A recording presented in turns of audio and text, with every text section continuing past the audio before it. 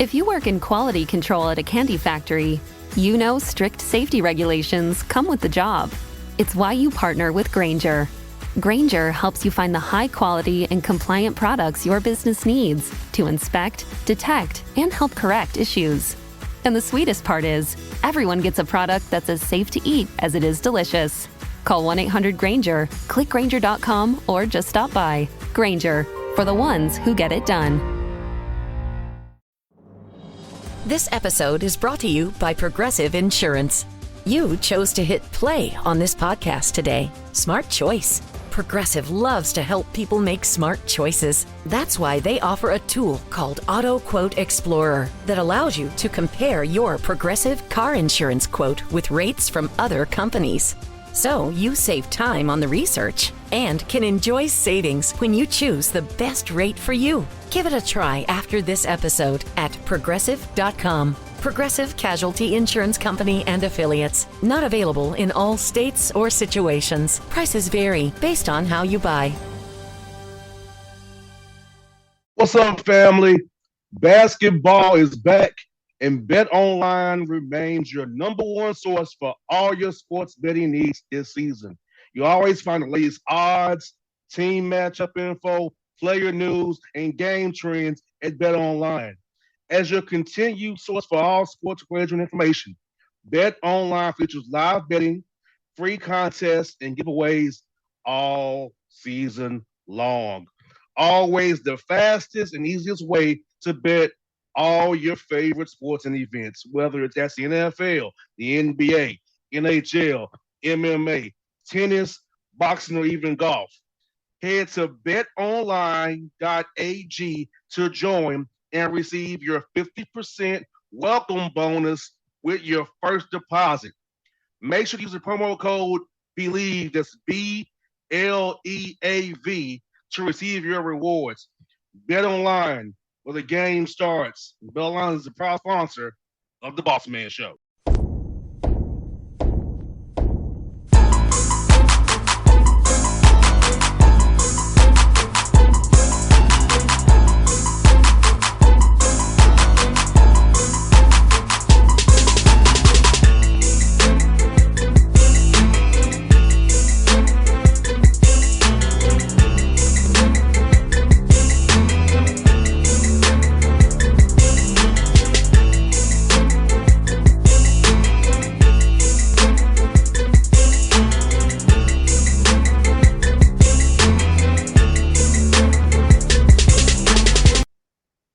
Folks, back in the Bossman Show, friend of the show, Latina. We got the Sacred Hearts Pride on the show as always. He's comes to the show every year, once a year at least. So, Coach, man, do this for 5 years, man.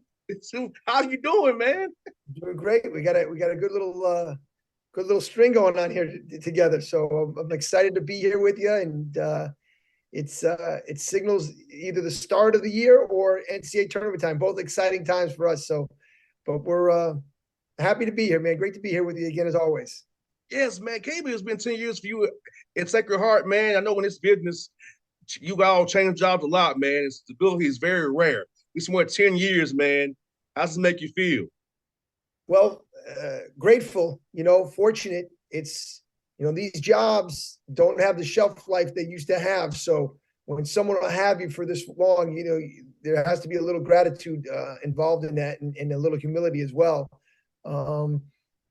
So I'm at a great place with great people that really support me. So, it's not like that everywhere. Matter of fact, it's not like that at most places. It's a real "what have you done for me lately" type of world. And I'm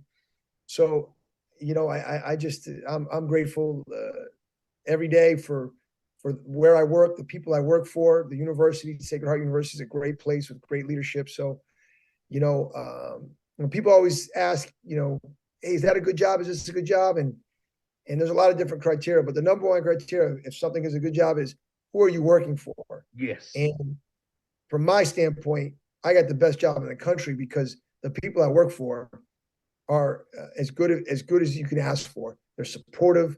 They're, every meeting after every year is, what can we do to help you? And what, whether it was a great year or disappointing year. So, my biggest motivation, I've been saying this since I became a head coach, is is to give the university a championship it deserves, because they've been so good to me, and we've been close, but hopefully this is the year we get over the top. No doubt. I was asking you about this, Coach Latina. How was summer for you guys this year? No COVID. I know up your way they had a lot of tight restrictions down there up your way. Down so much down my way. But so how was it having a year no COVID? Have guys on campus for those 8 weeks actually work on their games? How was it for you and you guys, and the guys can build a camaraderie together as well? It was great, man. It was great to feel normal again. There was no worries. We weren't getting tested 3 times a week. We weren't, there was no masks. It was it was back to normal. It's good things. It's good to know that certain things can get back to normal, because heck, a year ago at this time, no one knew if we'd ever get back to normal. And it felt as normal. And I use the word normal as a major positive. It felt as normal as it has been in a long time. So that was great. And it was great for our guys too, to like just be able to interact like kids, like college kids do. And it was great. We got a lot done. We brought in 3 new players. We had a couple players that were sitting out. So we were integrating, probably 4 or 5 new guys into the rotation. And so we really took advantage of that opportunity, because 3 of the guys we brought in are all transfers. So they're all older guys, and to mix them in with our returners was real valuable for us. So it was great. We kind of had a good feel for what we have, and hope we've kind of picked up where we left off. So we're excited. We have a scrimmage next week, and I guess we'll see where we are at this point. It's hard to tell this time of year, because sometimes if you have a real good offensive day in practice, are you like, well, the offense was good, or are you like, well, the defense stunk, or vice versa? The defense was great, well, we can't score anyone. So until you play another opponent, it's hard to really tell what's what. And so we're getting to that point where the guys are kind of starting to get tired of playing against each other. They're ready for another challenge. And next week we will have a scrimmage. So we're excited for that. Don't ask you this about this time of year. Are you still doing more skill development work, or is now moving more to schematics, putting in defenses, ATOs, free throws, line stuff? Because I know November 7th is coming up fast and furious. So how much are you moving past skill development down to really putting this up for game stuff coming up here real soon?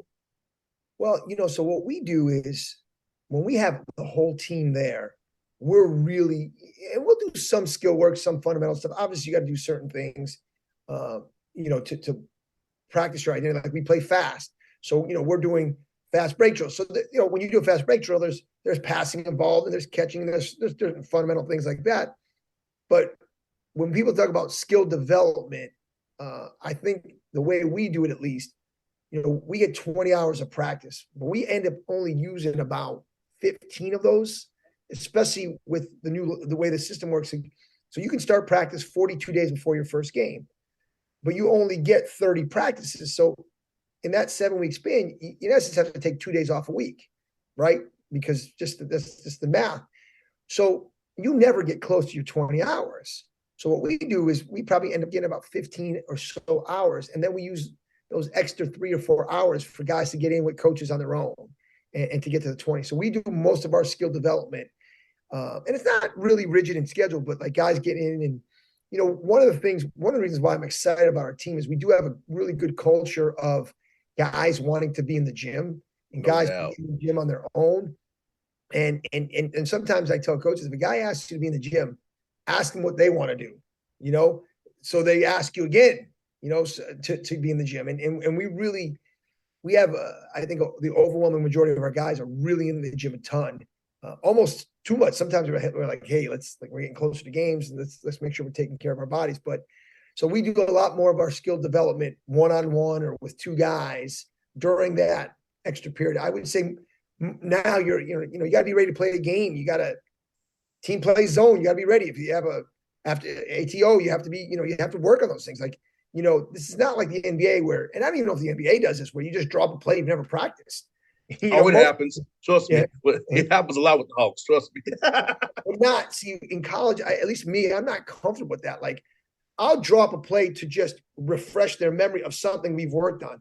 Rarely will I ever just try to drop a play never worked on it. So, right now you're working on end of game, after timeout, down 4, down 5.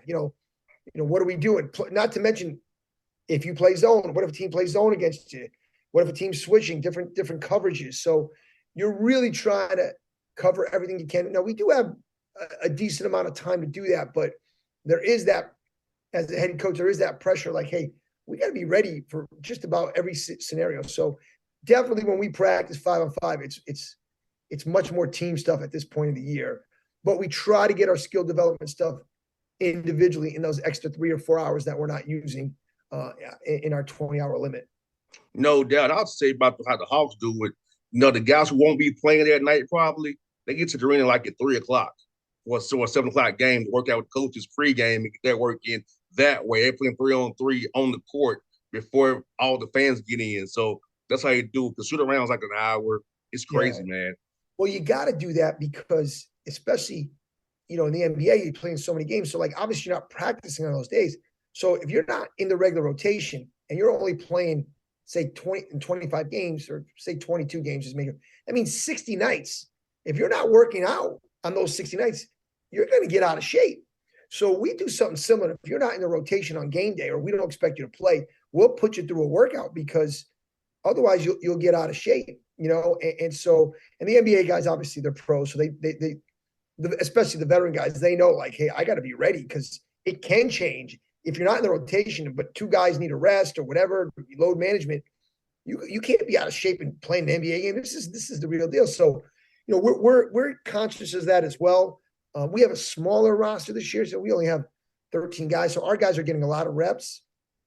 But certainly on game days, if you're not in our rotation, we'll do stuff like that. But it's the individual stuff is super important. Some guys just need it. It's part of their personality. Like, if they're not getting the shots and they're freaked out, which is good. I want guys to be obsessed about their game. But we're in a fortunate position that, we're not even scheduling individuals. These guys our coaches know, no matter what you're doing, if a player asks you to go to the gym, you got to go. That is our job is to help them get better. And, recruiting has to take a back seat. You're doing paperwork that has to take a back seat. Player asks you to be in the gym. They know. Now, we have a ton of coaches. We obviously have our ops guy, our video coordinator, but they know, player asks you to shoot, you drop everything and you go shoot with them. So our players know that. So they have access, unfettered access to our guys. And if they want to, go early in the morning, they just tell us the night before and we change our schedule. They want to shoot at 7:00 before practice. Someone better be in there at 7. That's our job. That's what we're getting paid for. We're not getting paid to, go on Twitter and see what the latest recruiting news is. Like, anybody can do that. No doubt. Someone said something, I want to say it was Alan Griffin, who was an assistant at Syracuse, great player at Syracuse. He's assistant there for Jim Boeheim. He once said, players spell love Time. You got to give these guys your time. All right. That's when they know you really, really care about them. My dog just came and took my sneaker here on the floor. Yeah. Hey, dog. Shout out to the dog. Yes. Little Duke over there. Grab my brand new shoe there. But anyway, so we really, I take that very seriously. When I heard that really resonated with me. Like, that's when guys know you care, when you're giving them your time. That's what they need. And so we make sure we're doing that. That's a high priority for myself and our staff. You kind of missed it. So you have an older roster this year, which I think is really good for you to compete in the NEC, which is a tough league. People don't realize Northeast Conference is not an easy conference. It's a knockout, drag out every night, different styles of play, great coaches, great talent. And I feel like if you all got more airtime rather than on ESPN3, people would know how good the league really is, in my opinion.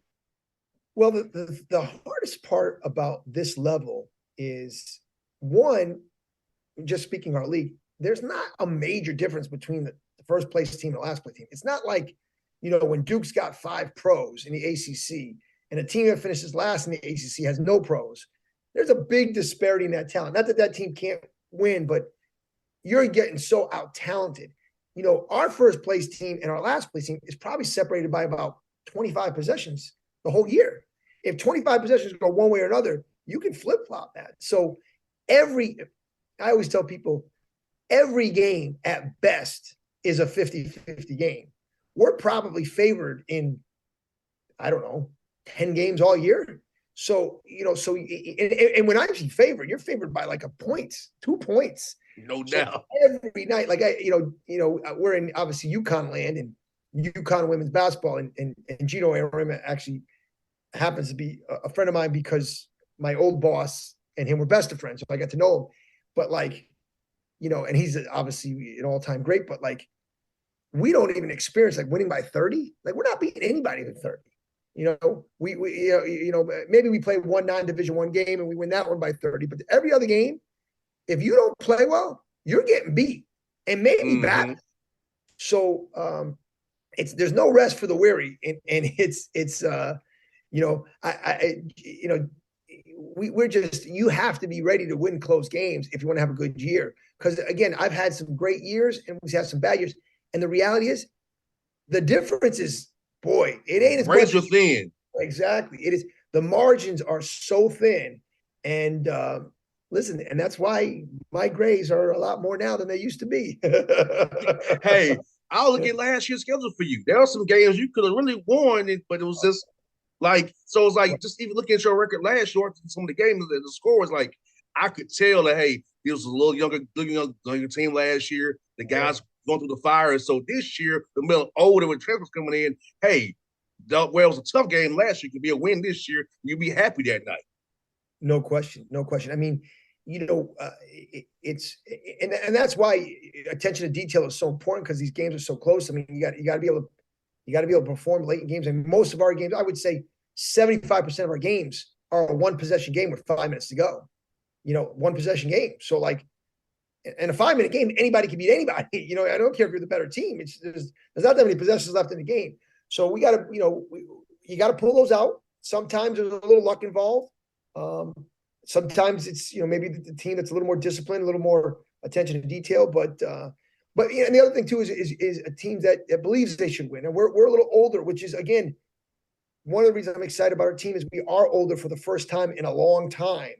And part of it was not because guys stayed, it's because we brought some older guys in, which I think is probably going to be the model, not just for our level, but for every level. Like, the days of Kentucky and Duke going to the Final Four with all freshmen.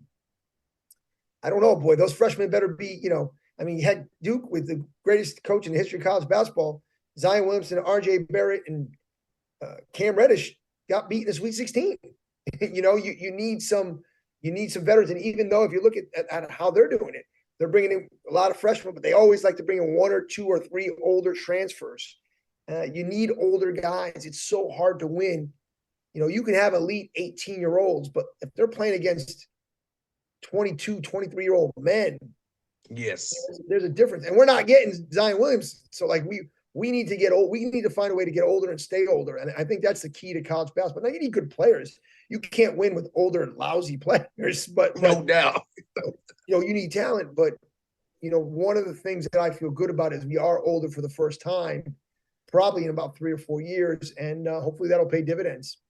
No doubt. And with the NBA is going to change the age limit too in 2 years to make it 18 again. So some of them guys was forced to stay at Duke or Kentucky for a year, won't be there anymore. So I feel like you can get more quality talent, and it'll help you all get some cracks, some diamonds in the rough there who fall through the cracks, because everybody can't go to Kentucky or Duke. So you might get a guy or UConn up north. So I feel like it'll help guys on your level as well, because it won't be as, we can't just flood here.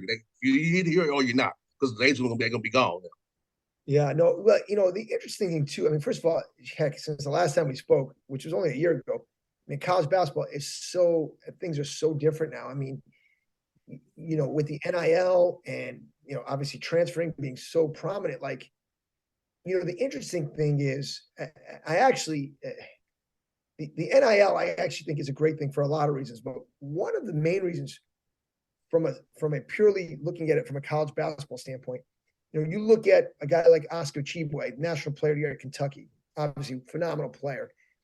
He never would have stayed at Kentucky if it wasn't for the NIL.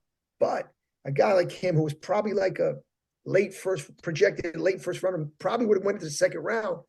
He stays in Kentucky with his NIL money. He's making more staying at Kentucky. So Yes. now, which is better for college basketball, you want to keep a guy like Oscar Chiba. First of all, I mean, the kid seems like a phenomenal person and just a credit to his community, but like he's such a good player. I mean, and it just will help the product so much more. And I do think too, not only is it good for the kids to make short-term money. Now he's making life-changing money at Kentucky. Most of the guys aren't going to make life-changing NIL money, but what it does do is maybe that marginal guy who's going to make small money in the G League says, let me just stay here, make the same amount of money, get my degree. And if I don't make a life-changing money, I got a degree. So I actually think it's really the NIL. I know there's a lot of controversy about it and everyone's this, that. I think it's going to help the game. And I think less kids are going to make bad decisions by leaving when they probably shouldn't. Because everybody's telling you how great you are. But like the reality is like, unless someone's promising you a first round, spot. Correct. There's no guarantee you're going to make any money. Exactly. So I think the NIL has been a real positive for college basketball in keeping some of its best players. Now, listen, it can get a little tricky, and there's positives and negatives to everything, but I think it's going to be a net positive. And in terms of the transferring, I think for our level, we kind of were. I was like a trendsetter in terms of not me, but our program. When we fought, when I first got into it, first head coaching job 10 years ago. Our second, third year, we lost a couple of kids to Cincinnati, a kid to St. Paul, great players. When that happened 8 years ago, it took us a year or two to recover to replace that guy. Now with transferring being more across the board, we lost our two leading scorers from last year's team. And I think we've gotten significantly better. That's not something that we could have done 6 or 7 years ago. Now, you have to be at peace with knowing you're going to have a different team every year. Like that's no doubt. For agency now. Yeah, you want to, that's going to frustrate you. You should stop coaching right now because you're always going to be frustrated. But it gives you an opportunity to, if you do lose some quality players, which we did do, to replace them with maybe potentially as good, if not better players. So, and again, when we lost Kane Broom to Cincinnati and then Quincy McKnight to Seton Hall, we felt it 2 years later and it set us back. Where now, again, we lose two leading scorers to a higher level, and I think we're going to be better. So it's changing the dynamic. It's hard, for the diehard fans that want to get to know the players. You might not have that 2 or 3 or 4 year relationship with a player. Like a Tyler Hansbrough at North Carolina, or but you got to fall in love for a year. We're dating a lot quicker, and yes, indeed. So you gotta, you have to kind of manage that. So it's interesting. I do think the product could end up being better long-term because of the new rule changes. You're just going to have to do things a little differently. And this is, talk about a good job. And then your people, your leadership needs to understand that, like, hey, everybody's leaving. Duke's losing guys. Kentucky's losing guys. Kansas losing guys. Like, this is just the way it works. Like, people, if they don't love their situation, they're going to move on, and that's fine. But you need your people to support you on that, and if they do, which thankfully ours does, we can take advantage of this and be better for it in the long run. And look at the second round picks this year. It pick 38 in the second round of the draft, signed a 2-way contract. So they're using the second round now for 2-way deals or non-guaranteed deals. And I was shocked the Hawks gave Tyrese Martin of UConn a real contract. Yeah. I thought he was only a 2-way deal, but second round pick, they gave him a real contract. So I feel bad for these kids with their agents to hype them up, tell them, hey, you should go. Because if you're second round pick in the NBA now, you're going to be probably on a 2-way deal now. Because if you're pick 38 and a 2-way deal, you're 8 picks from the first round. So it's real dicey. So G League contract is $35,000, then it's 2 ways, $512,000. Yeah, I know. I mean, it's interesting. Now the good news is there's some decisions to be made because, again, a lot of these guys that are signing these 2-way deals, they can make more money staying in college. Yes. And so now, what does that do? One, it makes the college game better because great players, marginal NBA guys with great college players are staying. 2 is they're staying now. They got to go to class. So now they're at least getting closer to a degree, because here's the reality. for probably 98% of college players, the degree is the lottery ticket. Yes. The degree is the lottery ticket. The degree is how you can make life-changing money long-term. I know, listen, you're not going to make it in 5 years like in the NBA. Now, if you're in that 2 or 3%, God bless you. You can take care of yourself and your family and your kids and all that stuff. But that's not many people. That's a very small majority of the people that are making life-changing money because of basketball. It's the degree that really can set you up long-term, hopefully, if you utilize it. So I think it's hopefully going to be a positive thing. Less kids will fall through the cracks or get left behind, or those stories of like, he left after a year, got signed a two-way, or not even a two-way, because at least a two-way is a good paycheck. They're just going straight G League, making 35. Yeah, $35,000 a year. Like, you and I know that ain't that much money. You know what I mean? Like, it's the you have to work for a lot of years at $35,000 a year to retire. No doubt. The problem is, as a player with no degree, if you have a 10-year pro career, that's a heck of a career. 10 years. So like, now what? Now you gotta find a job, and 10 years that's pretty good. Like, no one's playing, ain't many Tom Brady's out there, and not in basketball. No doubt. Playing into their 40s. You can't play into your 40s in basketball. Not at the level that you need to play at where people are going to pay you real money. So it's interesting. The dynamics are interesting. People are trying to get it right. People are trying to do the right things. No, it's never going to be perfect. And, there's going to be a lot of unhappy people. But I do think people are trying to do the right thing for not only the game, but for the student athletes, and I think, I think it's great that kids can make some money. Not at our level, the NIL money's not big, but at least the high major level where they're bringing in tons of money for the school, like these kids are getting compensated. Now, it's short term. That money dry. Once you leave, it's over. They ain't paying you $2 million a year anymore. But at least at that point, they're reaping the benefits of the excitement they're creating and the revenue that they're generating. So it's a good thing. I do think long term it's a good thing. It's a little bit of the Wild West, so I think everyone's trying to figure out how are we doing this. And the other thing too, I think people are trying to figure out is this a sustainable model? Like right now, a lot of these schools are starting these collectives, and are these donors going to say like, hey, we'll keep donating to collectives, but they're it's interesting. Like, facilities was always a big thing, state of the art facilities, and there's still a thing, but like facilities takes a major step behind NIL money. So I think people have to realize, all right, how am I going to donate my money if these boosters and stuff and these collectives? So there's so many things going on. It's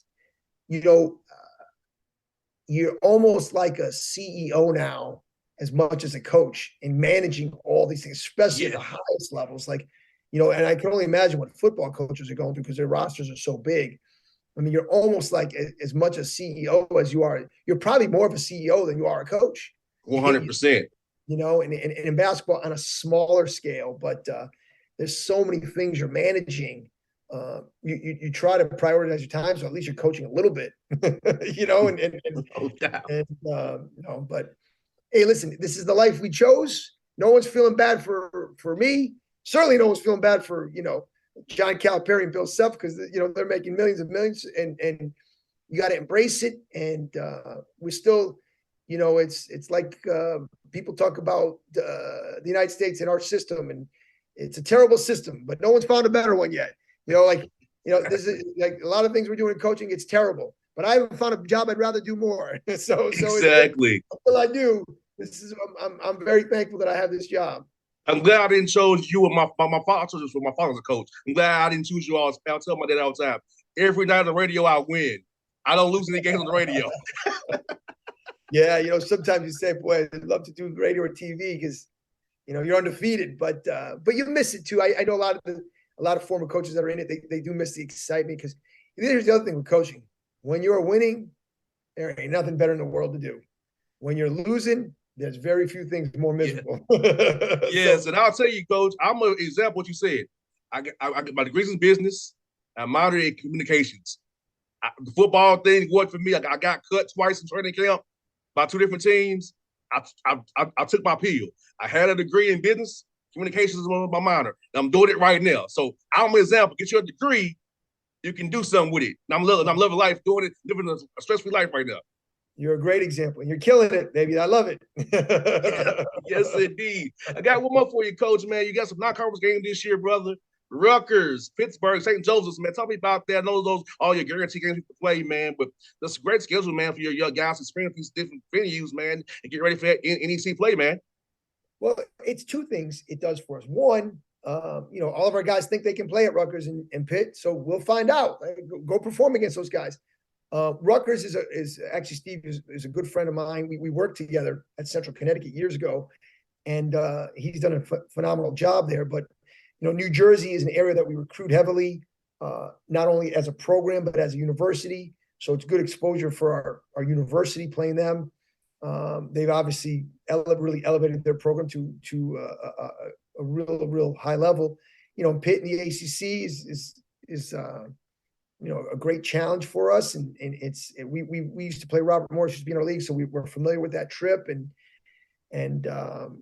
it's actually Pittsburgh is actually in my opinion, one of these underrated cities in the country. I love Pittsburgh. I think it's great culture, a lot of things going on. But playing in ACC school, ACC is one of the premier leagues, and then St. Joe's, Philadelphia again is another area where we recruit, where our university recruits, and so we do it for two reasons: exposure, kids like playing those games, and two is if we're going to make the NCAA tournament, we're playing a team like Pitt or Rutgers, so let's see what it feels like to play those bodies and stuff like that. So we're not, it's not the first time you see it. When you get, hopefully you can get in, and you're probably going to be somewhere from a 14 to 16 seed. So you're going to play a 1, 2, or 3 seed, and they're going to have some dudes that we're going to have to down.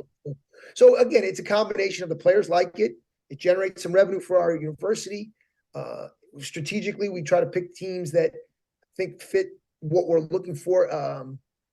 In terms of overall kind of recruitment for our university, and then the other thing too is you look, you look for games that you think you have a chance to be competitive in. And they're hard to win, but and so there's all those factors go in. But we have 3 good ones this year, and hopefully we can be competitive and see where we stand. And then guys get a dose of reality one way or another. Like, hey, you scored 25 against Rutgers, that means you're pretty damn good.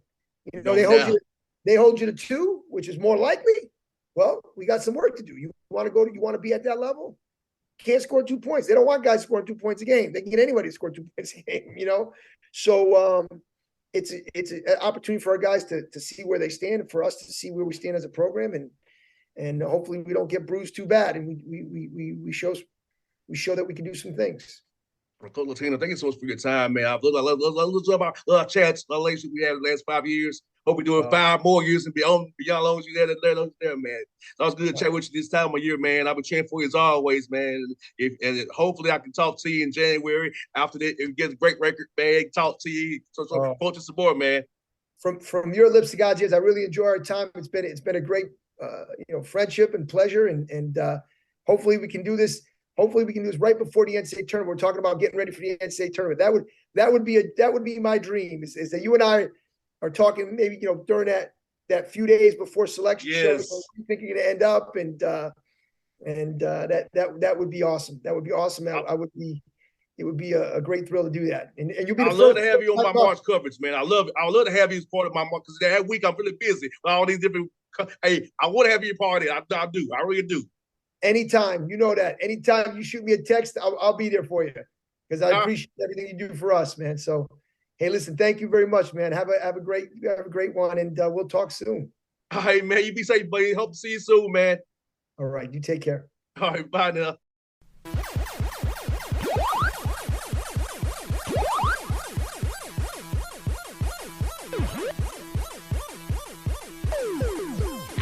What's up, family? Basketball is back, and BetOnline remains your number one source for all your sports betting needs this season. You always find the latest odds, team matchup info, player news, and game trends at BetOnline. As your continued source for all sports wagering information, BetOnline features live betting, free contests, and giveaways all season long. Always the fastest and easiest way to bet all your favorite sports and events, whether that's the NFL, the NBA, NHL, MMA, tennis, boxing, or even golf. Head to betonline.ag to join and receive your 50% welcome bonus with your first deposit. Make sure to use the promo code BELIEVE, that's BLEAV, to receive your rewards. Bet online where the game starts. Bet online is the proud sponsor of the Bossman Show. If you work in quality control at a candy factory, you know strict safety regulations come with the job. It's why you partner with Grainger. Grainger helps you find the high quality and compliant products your business needs to inspect, detect, and help correct issues. And the sweetest part is, everyone gets a product that's as safe to eat as it is delicious. Call 1-800-GRAINGER, click Grainger.com, or just stop by. Grainger, for the ones who get it done.